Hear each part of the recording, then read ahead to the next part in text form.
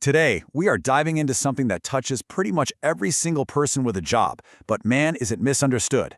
We're talking about human resource management. And I know what you're thinking. Paperwork, policies, maybe the department that says no. But what if I told you HR is actually one of the most important human stories in the entire business world?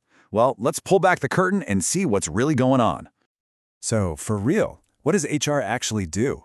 If you strip away all the stereotypes, its job isn't just about hiring and firing. Think of it more like the entire architecture, the whole support system for an employee's life inside a company, from the moment they walk in the door to their very last day. And that's exactly how we're going to tackle this. We're going to follow the complete journey an employee takes.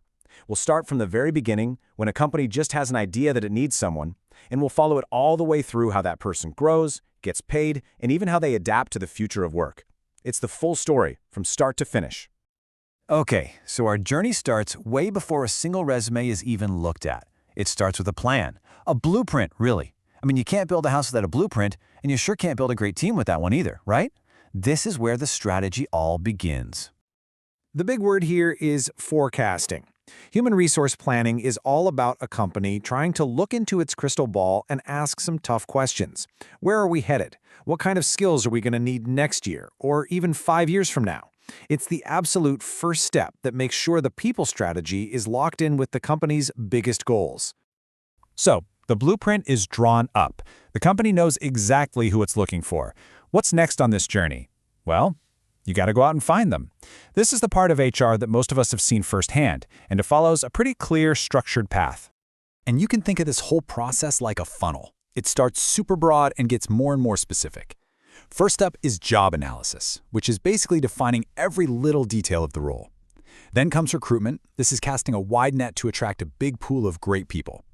Selection is the tough part, narrowing down that pool to find the one perfect fit.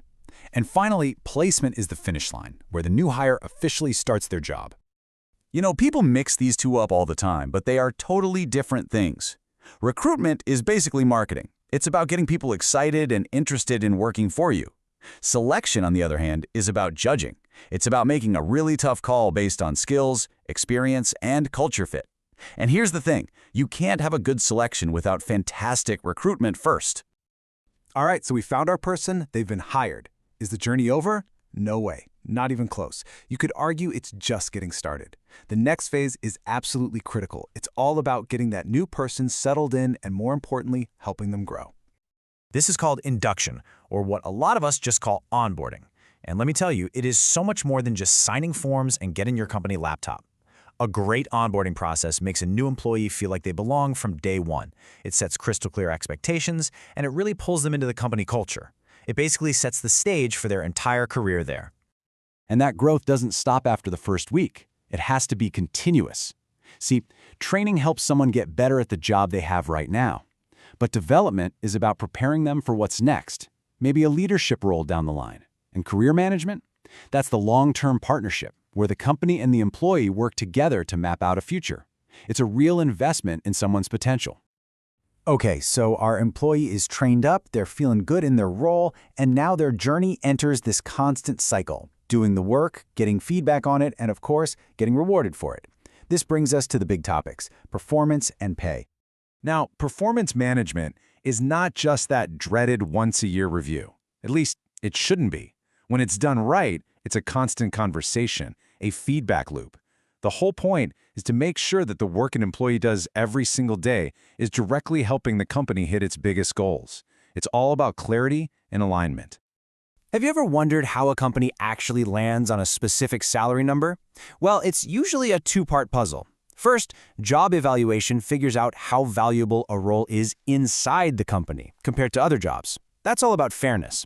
Then, compensation management looks outside at the market to make sure the pay is competitive. So the final salary has to feel fair internally and look good externally. And remember, pay is way more than just your salary. You've got two big buckets of rewards. Benefits, that's stuff like health insurance or retirement plans, they're the foundation, the safety net. Then you have incentives.